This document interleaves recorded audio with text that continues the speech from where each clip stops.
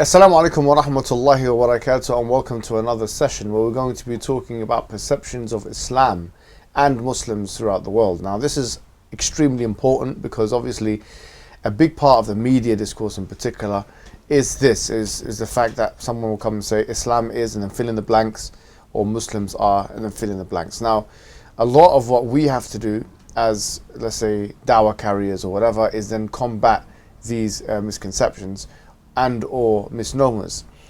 But before we can do that, we need to kind of have frameworks in place.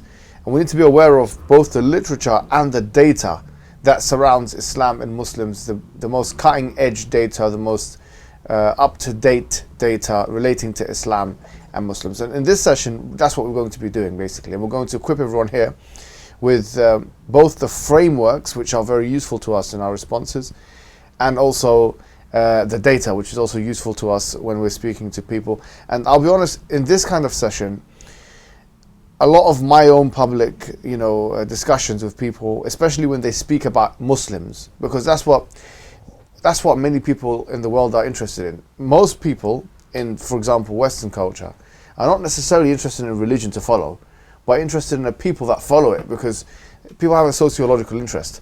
And so when they say Muslims believe in this, or Muslims do that, and Muslims whatever, they're interested in this, and a lot of what they say will be inaccurate. How do you combat that without yourself generalizing in a certain way, speaking without data? We're going to be talking about it. But before I start with that, I think it's important to mention a few frameworks which the Western Academy has recognized, and I think everyone needs to know these things. One of them is what is referred to as the post-colonial, now it's a school of thought, the post-colonial school of thought. Who knows anything about the post-colonial school of thought? What is the post-colonial school of thought? Who are some of the main protagonists of the school? Who are some of the main, what are some of the main books on this? Okay, so this is why it's so important, because this is very important. I'm sure when I say it, you'll recollect. But probably one of the main protagonists is Edward Said, and he wrote a book called Orientalism. And Orientalism was, in this book Orientalism, Edward Said, he used 2 or 3 different frameworks. He used what is called Gramscian framework. Gramsci was a Marxist thinker, and he also used the postmodernist framework, and he used a kind of discourse analysis. And I would argue these are incoherent, because postmodernism and Gramscian frameworks are not entirely in unison with one another. I'm not sure if you noticed, but when we were talking to Jordan Peterson, tangent, right? He says this all the time. He says post-colonial Marxists. I'm not sure if you've noticed this. And I asked him, who do you mean by them? And then he mentions Derrida. Do you remember that back and forth that I had with him? I said, who do you intend with the post-colonial, the post-modernist Marxist? And he said, Jacques Derrida, yeah? And I said, I don't agree with that. And then I said, it's a worthless battle. I don't want to get into it. But just to let you know, since we're talking about it now, postmodernism, if you remember, attempts to deconstruct meta-narratives. So anything which is a meta-narrative, it tries to deconstruct it, including Marxism. So in other words, Marxism is not commensurate with postmodernism. Now, Edward Said, however, he says, in the beginning of his book, Orientalism, he says, I'm going to use 2 or 3 frameworks. He said, I'm going to use the postmodernist framework, I'm going to use the Gramscian framework, and I'm going to use a discourse analysis. An argument that can be made, and I'll be honest, I think in the first masters I've done, I made this argument to good effect, and my professor said this is fair enough argument, is that these 2 frameworks don't actually make sense together. Going back to Jordan Peterson's imaginary phantom postmodernist Marxist that he talks about. There is no postmodernist Marxist. They don't exist. This segment of individuals, fake person that he's created. And I say, who are these people? Jacques Derrida. He's not that. If you ask Jacques Derrida or Michael Foucault, are you a Marxist? They will say, we're not Marxists. We believe in this instead. Anyway, point is,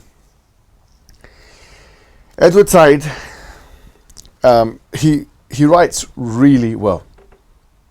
Like if you really want to have a good experience with the English language in an argumentative structure, Edward Said's books is one of the top 50 books you can read in English language, I think. Especially Orientalism. He's written many other books. We've got them here, in fact, covering Islam.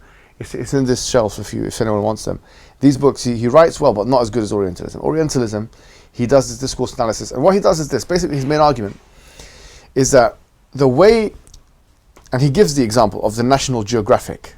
I'm not sure if you've come across this magazine. The National Geographic is a magazine which you talk about like animals and this and that. He says that the way in which the West is now looking at the East is that they are, and he uses this phrase, they are used as, or they are looked at as subjects of inquiry, like zoo-like creatures. And by the way, I'm subscribed to the National Geographic, and it is like that. It's quite ridiculous. On Instagram, I see sometimes like the stuff that comes up. You see on the one hand like a parrot and a bear and a monkey, and another man, a black man, Sunny. So it's in your mind what you're doing. You're creating associative links. Like this is, we're going to analyze the black man, just like we're going to analyze the parrot and the dog and whatever it may be. What you won't find in the National Geographic is a white person standing there with a suit. Do you see what I'm saying? Do you get the point here? Yeah, so, yeah, go ahead. Yeah. I was going to say they're basically just like subjects of inquiry for like the white man to look at. Yeah. And like he's like in a museum just looking at different humans. You'll just find like someone in the hijab next to like random other bits of nature. So yeah. Exactly. So what that already does, and this is extremely powerful. It's not. There's no argument being made here, and as I say, we have to now move past arguments. There's a deeper psychological manipulation happening here. It's association. So we start off by showing you the monkey, then we show you the parrot, and then we show you the black man, in Kenya, with his fluffy thing and colours on his face or whatever he's doing. Yeah? So what the man is doing here is there's a link. There's a black man here and there's a parrot here. They're all animals, basically. And then, like you said, the next thing is a hijabi woman. And the next thing is a woman in Iran, maybe, it's, but you won't find a white woman walking to the building to go to work. In fact, it would just be unusual to find anything like that, because it's seen as the asal and we're the fara, put it that way. They are seen as the normative and we are seen as the exception. Do you see what's happening? So Orientalism it's called otherization, dehumanization. These words are very important. They are otherizing, they are alienating the rest of the world. It's Eurocentrism. So the center of the world is Europe, and everything else is periphery. It's hashia. It's on the side. So this is how he argues, and what he does is he brings all these examples, like from the National Geographic, from this novel, from this place, 1001 Nights, and how 1001 Nights, Alf Layla wa Layla, when it was translated into English, there was something called Orphan Tale, and how they translated it in an orientalizing way to make Aladdin or whoever the protagonist may be, to make him seem unusual. And this is called Western gaze. This is the Western gaze. It's always like the West is looking at this is the rest in a certain way. So it's not. I mean, it's not as simple as this orientalizing discourse. It's not as simple as someone coming and saying, "Yeah, the West is best." In fact, there's a book called The West by one of these ex-Muslims. West is best. I've got it here at the bottom shelf because we put these kinds of lower level books on the bottom shelf. We should put it in the toilet maybe, but that's something else. He wrote, I mean, that is, I mean, Westerners, even in British culture, that's not seen as normal. Say England is best. It's starting to creep in to conservative politics. This is the best country in the world. Boris has started it, and now Liz Truss, and they start using this language. But it's not really part of British culture, to be honest with you. It might be part of American culture, definitely.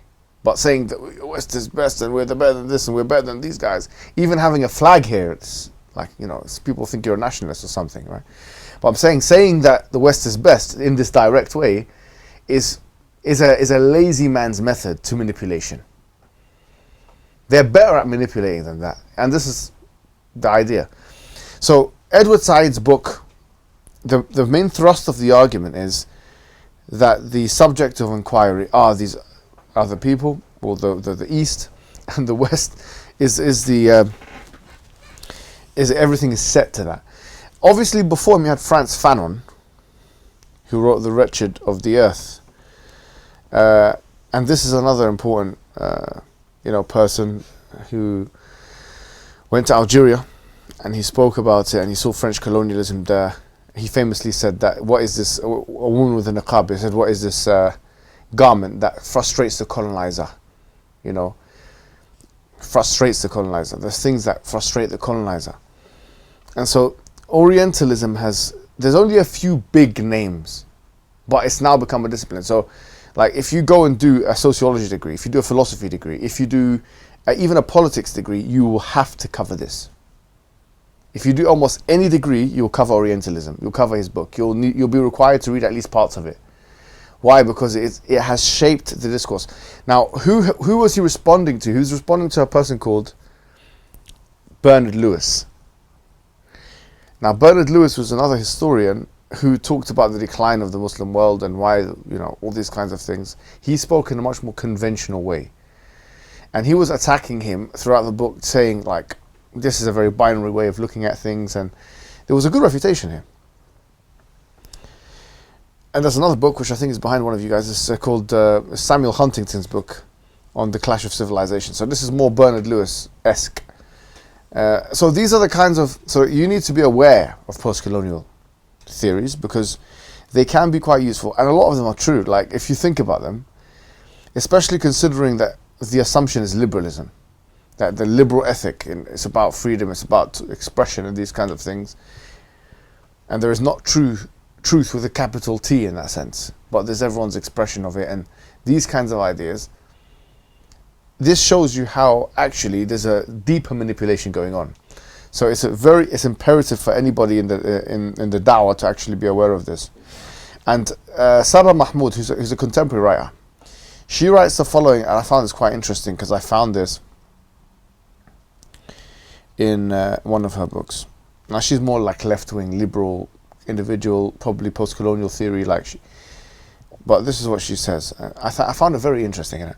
And she refers to, actually, she's refuting here, which is very interesting. She's refuting a Muslim, liberal Muslim, and we'll cover who are the liberal Muslims. Actually, let me just tell you now, just so you can have a background. Liberal Muslims in the academy, are people like Fazlur Rahman. He's probably the biggest one and the most prolific one. Fazlur Rahman is this like Pakistani individual who wrote many books, major themes of the Quran. His PhD was actually on Ibn Sina, actually, Avicenna. He's a bona fide scholar now, Ibn Sina and Avicenna. And he's written books about like Sharia and stuff like that. And basically, he's not as flagrant about it, however, he's basically trying to encourage a kind of liberalism inside of Islam, like some of the practices he mentions in one of his books, polygamy, for example. And now everyone's going to hate him. We should now not perform this practice. We should. This practice was back then, and this. Yeah, and the reason he gives is liberal reasoning. The situation has changed and these kinds of things. Before him, obviously, you have Muhammad Abdu and Rashid Rida in Egypt. And it was said that they were the first Salafis. I don't know if you know about this situation, but they were the first Salafis in a way which is liberal way, because they said we have to break free from the tradition and we have to go back to the Salaf. But the way they're doing it, their motivations for doing it were completely different to, say, someone like Albani, who came after, and he took the same idea, but he implemented it in a different way. And this is what made Albani great, by the way. It's not just his hadith prowess. The reason why we're speaking about Shaykh Albani, rahimahullah, today is because he was able to mobilize an ideology. Like, it was a fikrah, it was an idea. And that's what people of influence do. So he took this idea, he recycled it in his own way of going back to the Salaf, but it was now not going back to the Salaf for the purposes of fitting in with the liberal order, the colonial order, but now it is actually to find out what the Prophet Muhammad ﷺ did, to go back to do away with the madhabs, to just go back to the pure texts and so on. But why they did it, Rashid Rida and Muhammad Abdu, was because they wanted to create some kind of lenience for themselves in a colonial environment. Because they didn't want to rebel, they didn't want to fight like that. They thought that we have to be clever about this, and this was in Egypt. And so Rashid Rida, he had this, what's it called, Al-Manar or something like that, his magazine, that you'll see a lot of his ideas coming out in that magazine. And so you can see that there's a thread of liberal Islam, starting with these individuals there, like Rashid Rida Muhammad Abdu, and then from Fazl Rahman, and then the new age ones, which most people declare to be disbelievers, because they just gone too far. People like An-Naimi. I'm not sure if you've heard of this person. An-Naimi. The question is, Tariq Ramadan, is he a liberal Muslim or not? And it's interesting, because when I was in universities and stuff, Tariq Ramadan is disowned by both. La ilaha ula'i wa la ilaha ula'i. Like mudhabidhabina, la ilaha ula'i wa la ilaha ula'i. Because liberal Muslims consider him to be too traditional for them, and traditional Muslims consider him to be too liberal for them. They're about like the Zaydis. You know, the Zaydis, the Shia consider them to be too Sunni, and the Sunnis consider them to be too Shia. They're somewhere in the middle. Innit? So the point is that Tariq Ramadan is without the jury's out. Is he a liberal or not a liberal? We don't know. But he's definitely, if he is a liberal, then he's one of the best liberals from our perspective, and if he is a traditionalist, he's one of the worst ones. So put it that way, I guess that's probably what the Salafis say about me. Something, if he is a Salafi, he's one of the worst ones. But everyone's got their spectrum, right? So, it is what it is. So, this is, you had this, and then obviously you have Amina Wadud, the feminist Muslim, who has been declared to be a disbeliever, because what she said was, the ayah, الرجال قوامون على النساء بما فضل الله بعضهم على بعض, that men are protectors and maintainers, and then وَاضْرِبُهُنْ. She said, no, I had a conscientious gap, I don't agree with this.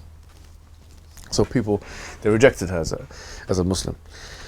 Anyway, the point is, this is the kind of the background of liberal thinkers. Now, you've got another guy who she's talking about now, and that's why I'm bringing this to the table, called Khalid Abul Fadl. Yeah, he's seen as a contemporary guy, but he writes a lot, and he's well known in academy. I don't know if he's a Mu'tazili or what he is, but he's taking a liberal position where he's saying, look, Islam and human rights are compatible. This kind of liberalism and Islam are compatible. If not, we'll make it. But he's not saying this, but in a sense, we can create the flexibility. We should create the flexibility. Morality is a certain way. Morality can be understood outside of religion. I remember reading his stuff in it. So Sabah Mahmoud, who's not, I don't even think she's a Muslim. I don't know if she's a Muslim or not. But she's a liberal in her own right. She's responding to him. So this is the background, yeah? So this is what she says. And the reason why I bring this to the table is because I think it's very interesting, yeah? She goes, Khalid Abul Fadl's essay is an erudite attempt to explore those principles and values with Islamic political and legal traditions that could be made compatible with ideas of liberal democracy. Abul Fadl joins a growing number of scholars who have been writing on this theme in the last 3 decades. Some of these writers are in the Muslim world and others in Europe and United States. These thinkers represent a wide spectrum of political perspectives. Some of the reformist trends within the Islamist movement, for example, Tariq al-Bishri in Egypt, the Tunisian scholar Rashid al-Ghannouchi, who lives in exile in France, and others, espouse a more straightforward secular liberal line. Yeah, the increased attention that the Western media have recently given these explorations is an indication of the hope that liberal Islam has been invested with following the events of September 11 and potential resources for quote-unquote saving Islam from its more militant and fundamentalist interpreters. So she's saying that these individuals are given a voice because it's a strategy from the West to try and create, a liberalizing atmosphere. She continues, because I like what she says next. It's really powerful.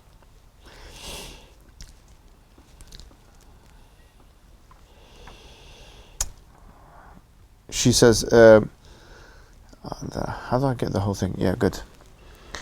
Curiously, in these explorations by Muslim scholars, Islam bears the burden of proving its compatibility with liberal ideals.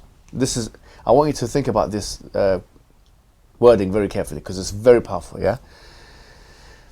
Let's take it step by step. She says, curiously, in these explorations by Muslim scholars, Islam bears the burden of proving its compatibility with liberal ideals. Islam bears the burden. Yani, the onus is on Islam and Muslims to change. It's not on who? Liberalism or liberals or the white man. We go back to what? We go back to Orientalism now. She's taking this. Can you see what's going on here? Going back to National Geographic. Going back to the black man being compared with the bear in the National Geographic. Or the parrot or something like that. And putting these pictures, associating with each other. That's what is going on here. So the black man has to wear the suit. It's not the white man that has to wear the traditional Nigerian costume. We bear the responsibility for copying the white man. We have to be like him. We have to follow his language. We have to speak like him. We have to act like him. Do you see? Islam is the one who bears the responsibility. Now what she says next is very powerful. I like it, yeah? And considering her positioning is interesting. She goes, this line of question is almost never reversed. Imagine, I just want you to think for a second, yeah? Imagine if I have a conversation with somebody, like an intellectual, and I say to him, why is it that your country does not have Tawheed? Why is it that your constitution does not have monotheism? Now, it's almost comical because it's like, why should it? We don't believe in that. We believe in secular values. We believe in this. This is our history. If you don't like it, you can leave. It's really as simple as that. They have no qualm saying any of this. It's almost laughable saying, imagine this. I'll go further. Imagine if I speak to a woman in the street. We do dawah, yeah? We go in the street. Woman, go to Piccadilly, go to Leicester Square. And I say to a woman, why is it that you do not wear the full face covering and that you wear what you're wearing right now? And she turns around and says, what do you mean? I've never thought about that.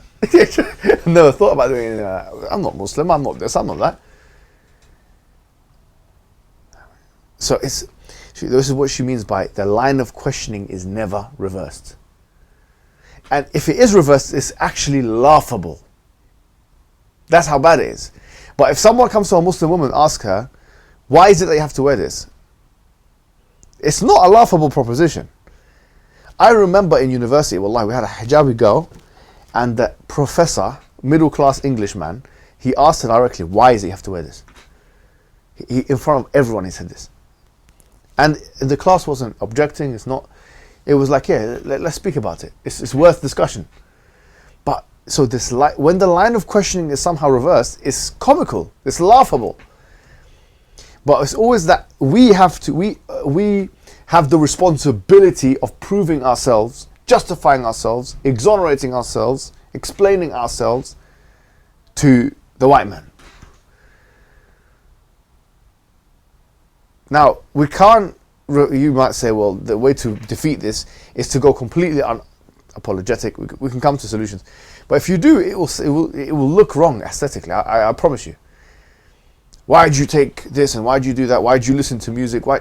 It won't work. So there is a middle ground of how to deal with it. We'll come to that in a second. But she's saying the line of inquiry is never reversed. Yeah? We do not ask, for example, what would it mean to take the resources of the Islamic tradition and question many of the liberal political categories and principles for the contradictions and problems they embody? Or how would one think these problems by bringing the resources of Islamic political history to bear upon them? For instance, many of the aforementioned authors including Khalid Abul Fadl, urged that liberal conceptions of individual autonomy, human rights, and individual freedom be incorporated into Islam. Thus, Abul Fadl in his essay argues that the Quranic celebration and sanctification of human diversity should be made the ground for incorporating what appears to be the liberal conception of tolerance, an ethic that respects dissent and honors the right to adhere to different religious or non-religious convictions. It is striking that the normative claims of liberal conceptions such as tolerance are taken at face value and no attention is paid to the contradictions, struggles and problems that these ideals actually embody. As scholars of liberalism have shown, the historical trajectory of a concept like tolerance encompasses violent struggles that dispossessed people have had to wage to be considered legitimate members of liberal societies, not to mention the ongoing battles about what it means to tolerate someone or something. Who does the tolerating and who is the tolerated, under what circumstances and to what end? And this is kind of similar to the conversation we were having with Andrew Tate, funny enough. We're talking about tolerance. They always put this word of tolerance there, but who is the tolerated one? Who's the tolerating one? And what is tolerance? And what are the limits of tolerance? And who is setting those limits? You see? The point is, she's making the same point. We can't flip the script. And she made a very good point when she says, look, we don't even look at the veracity, the truth of liberalism. In other words, we don't, and this is where I like to start. And it seems like a very simple, straightforward question. But before we talk about us being like you, tell us why you're right. And a very simple question I like to ask is, what evidence do you have that liberalism is true? Because now we both have to bring evidence to the table. I have to bring evidence to Islam, and you have to bring evidence for liberalism. So we're both justifying things. I don't like asymmetrical types of relationship unnecessarily. You shouldn't either, especially when it comes to Islam, because al-yad al-sufla, al-yad al-ulya khayrun min al-yad al-sufla, as the Prophet ﷺ said, the upper hand is better than the lower hand. So if you start a conversation and your hand is already on the bottom, you're already on the ropes, especially if we're dealing with these matters. So we have to try and calibrate and bring about some kind of equality here. We start by saying, okay, so do you tell us, no problem, what do you believe in? You believe in whatever it is they believe in, fill in the blanks. Prove what you believe in, I'll prove what I believe in, and see which proof is better. And this is the Quranic question. قُلْ هَاتُوا بُرْهَانَكُمْ إِن كُنْتُمْ صَادِقِينَ. Bring your proof if you're truthful. All we have to do is go back to what the Quran is telling us to do. Bring your proof, basically. We start off with everyone provides their proof for what they're trying to achieve. So that's the first thing.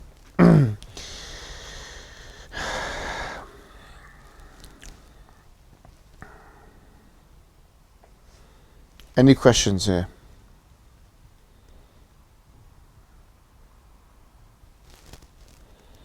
And this is one of the biggest problems of allying with the West, with the left wing. Because left-wing agenda is actually so encroaching. It's like when you ally with the left on issues to do with, let's say, LGBTQ, homosexuality, transgenderism, where there are clearly different paradigms, you convolute the moral standard. We no longer know what groups believe in. What do the Muslims believe in? What do you believe in? And it becomes a quid pro quo. It becomes I scratch your back, you scratch mine. The ultimate truth is a utility truth. How do we save ourselves from destruction? It's no longer, okay, this is a principle that we're going for versus this principle. Any questions on these points? Okay, let's move on to the next slide, because there's another slide here that I sent you guys. Now for the first thing we went through, we spoke about some things.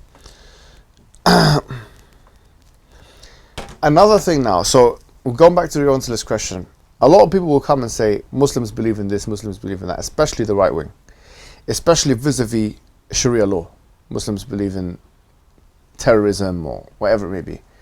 a good way to combat that is actually through studies and data sets. Yeah. So, for example, in terms of the studies or methodology, how do we know what? The question is, how do we know what Muslims think? Okay, so I'm telling you now, these are the ways that sociologists would come about to tell you how anyone would think, not just Muslims. Yeah. Number one, voting information in free elections. Okay. If you want to know what a country thinks about or where it stands, that can be an interesting measure. I'm not saying it's perfect, but just take a look, and it has to be a free election. It can't be a rigged one. You know, so that's one way of doing it. Surveys like that of Pew, because Pew is seen as the gold standard of survey information. So if you quote Pew Research, and it's not conducted by Muslim people in a Muslim environment for Muslim purposes, this is one of their gold standard things. What Muslims watch online, which you can gather this information, we talked about this before, through things like Google Trends. If you're going google.com/trends or whatever, or googletrends.com, and you put down certain keywords, you'll see what people are watching. And another thing is Google Ngram. Google Ngram is like, you have these books and you see what keywords are being used in each book from the 1500s till now. They've got a digital library. So it's a very interesting thing, Google Ngram. See, for example, if you write the F word, like, the F word, you put it in, you'll see how, when in English language people started using this word, like when it became a popular word, maybe somewhere in the 50s, I would guess. That's why you have certain, for example, let me just tell you the relevance of this. You have certain TV programs that are set in the 20s, or films that are set in the 20s, and they're all using the F word. I'm thinking, but this wasn't a common word in that time. Do you know what I mean? It wasn't really a common word at the time. You can use Ngram to kind of bolster your case here. For example, another thing, before they used to have something called elixir.com. Now there are other websites. I can give you the names of them later on for your own purposes. Not Elixir, but other websites. Elixir used to tell you the ranking of a website. Like, for example, you can put in a country of your choice, and you put, like, what are the top 10, top 20 websites that are watched in that particular country. You'll find, obviously, at the top will be things like YouTube and Google and all these things, yeah? YouTube is, like, number one, actually overtakes Google in some countries. So it's, the ranking is usually Google's number one, YouTube's number two, and maybe Facebook or something is number three, yeah? And then after that, you have all these kinds of websites, and, Amazon is there, probably in the top 10 somewhere. Sorry to say what pornography websites are there. I tried to do an analysis, actually, of whether or not it's true to say that Muslim countries, they watch more pornography than other Muslims. I actually put in, I don't know if it's true, because, in almost every country in the known world, a pornography website is in the top 50 of websites, at least 3 or 4 or 5 in every single country in the world. It shows you that this is a very powerful industry. There's actually a book that I've maybe I shouldn't mention this, but I will. That today on this point is that which is, I'll tell you what it's called. It's called A Billion Wicked Thoughts, yeah? So by August and Gadam. I don't know if this is meant to be the cover of the book is haram cover, but maybe you can get an audio book. And this book is interesting because it tells you what sexual things people thinking about, what fantasies, what they like throughout the world. Because that's very interesting, because we'll see if there's connections and trends and stuff. And I've been looking into this matter as well. Well, because it tells a lot about human, maybe I'm not going to go into this, but there are certain countries where certain taboos, sexual taboos are, and then those same taboos that are exaggerated, the people watch these things online. And you can see, even the pornography websites, they have they have data sets. Anyway, moreover, what Muslims watch online, this is very important. For example, I did my own research on Egypt. Yeah, I wanted to know. I started putting in Google Trends certain names of Islamic speakers. Amr Khalid, this and that, Muhammad Hassan, whatever, the big ones. And I also put in the names of the Qurra, the Abdul Basit, Abdul Samad, Al-Husari, these ones, because these are the main Quranic reciters that all Egyptians agree on, like them, Minshawi and these. And I tried to do a data analysis to see what's going on. It was amazing because I'm not saying correlation, causation, but I found, I think it was 2008. I need to look back at the data, but I'm giving you an example of something I found, yeah? There was a time, I think it was in 2008, where Amr Khalid's, his numbers was very similar to Tamer Hosni. Now, Tamer Hosni is the #1 singer, one of the like top singers in Egypt. Like, you know, I don't know, the equivalent of Adele here or something, I don't know, some top singer, yeah? In Egypt, we had Tamer Hosni. So I was shocked to find that he was competing with like almost the same people were listening to Islamic content and to Quran as much as they were listening to music, which is actually very powerful because, you know, in any country that's powerful. After the political things happened, especially when the Brotherhood took power, I started to see a complete lack. Now, I'm not saying, but one of the theories is that when you have Muslims in power, you have less, people like them more, less. Because when anyone is in power, they're disliked. When anyone is in power, they're disliked. So it was interesting, but maybe it was because it was a bit of a sham organization or because of the failures regarded to that particular thing, but it was interesting. I was looking at these things interestingly, and because you want to see what works and what doesn't work. Do you see? So Google Trends really works. It's a nice thing to use, and you can filter it. What Muslims buy is another thing. For example, that's much harder to find out about. But now with Amazon, I think there are ways you have to pay some money. Like you have to pay a lot of money to find out. Not that much, but there's a way of finding out what products people buy on Amazon and stuff like that. They do it for business purposes. Like they pay like $3 grand, $5 grand to find out. But unless someone is doing a big study, it's not worth the thing.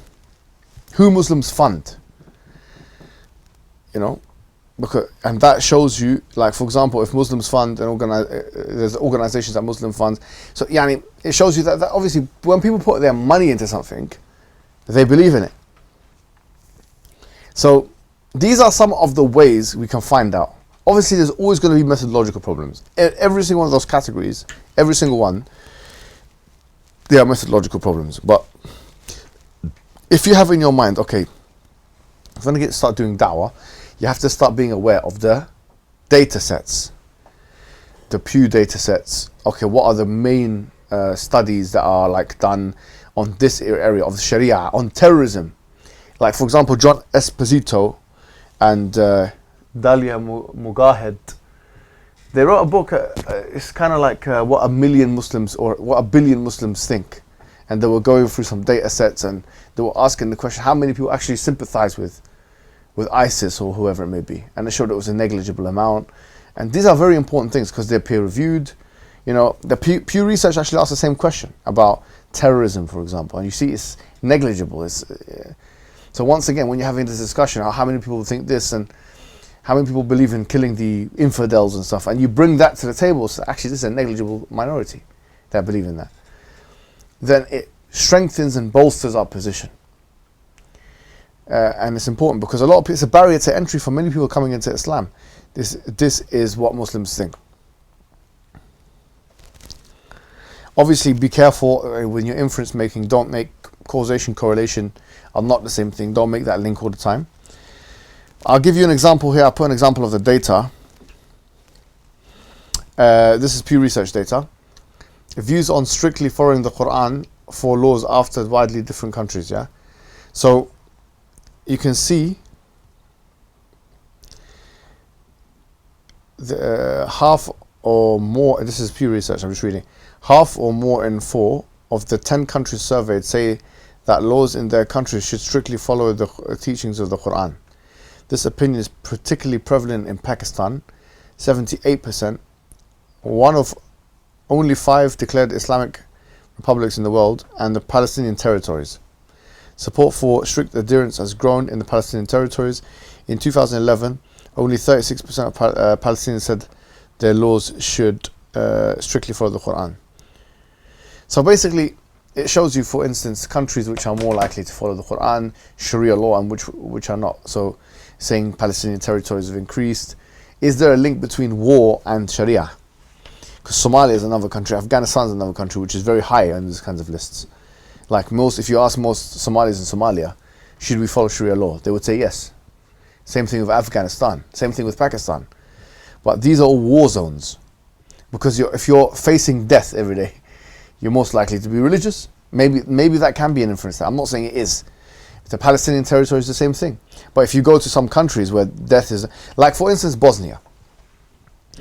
Bosnia, and we'll talk about Albania before, right? But Albania is one of the least Islamic countries in terms of practice in the world. Kosovo, the same thing. Yeah, right next to it.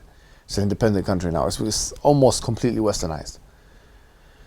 Now, if you compare Bosnia with Albania, you'll find that the level of religiosity in Bosnia is much more. Why? Because if you compare Bosnia with Kosovo, there was war in Kosovo, but the major genocides took place in Bosnia. There was more genocide than in Kosovo. So maybe is there a link to be made there? We don't know for a fact. About war, the war link, death, if there's a threat of death, is it more likely to increase religiosity or not? Whatever, you can make your inferences, we can discuss those. I'm not saying this is the case. But what I'm saying is that when you have this data, you can start thinking about what works, what doesn't work, or what happens and what doesn't happen. And then you can also face some of these Orientalist critiques. Because now if someone says Muslims believe in this, we'll say, well, actually, according to this, they don't. So now you have backing with some level of methodological bias. However, having said that, you have to, if you want to get to the higher levels of this thing, it's not good enough just going on pew.com and seeing what they said. The higher levels of it is going on their methodology and seeing how they collected their data. One of the companies I used to work for a data, I'm not sure if I ever told you guys this, I used to work for a data collection company. Yeah? It was just around the corner. It's not around the corner, it's in East London actually. I'm not talking about. And I had to call these guys. They were responsible for creating data sets, surveys and stuff. I'll be honest, and this might sound ridiculous, and I was actually thinking of making some like documentary about it. My job when I was younger, this was like I got fired, didn't it? Like I got fired. I can't remember. The guy said to me, "Do you want the good news or the bad news?" I said, "Just give me the good news." And he said, "No, I have to give you the bad news first." And I don't think he fired me. I think he told me something. I just left. Yeah, I can't remember what it was, but because I was in sales. I was in like doing a lot of sales jobs and stuff. I was just bouncing from place to place. This is one of the places. You got commission every time you get a survey done. I'm just giving you like actually what happens behind the scenes. So we have to call these people, these companies, and then they ask them questions, survey, and it was like a black and white screen. Do you know? Have you seen these kind of like black and white things? You know. Wallahi, the people next to me used to fake it. They used to call the person and just go through the thing with their own. Do you get it? Because for us, we had to get commission, innit? So every survey we'd get like, I don't know, like £20 or something. That's why I said this is not worth it. And I left. Because there's other sales jobs out there that, you know, when you're a salesman, you're a bit like a freelancer. You go anywhere where the commission is higher. So this guy's next to me is like, yeah. Calling them headset, whatever. And they just say, like pretending to have a conversation. And they were telling me, they were bragging about it. They were pretending to have a conversation. Do you know, one day, wallahi, I said to them, I had a conversation. I said, do you ever do religious surveys? He said, yeah, we do. I said, do you do the same thing? He said, yes. So in other words, you can see the methodological problems here.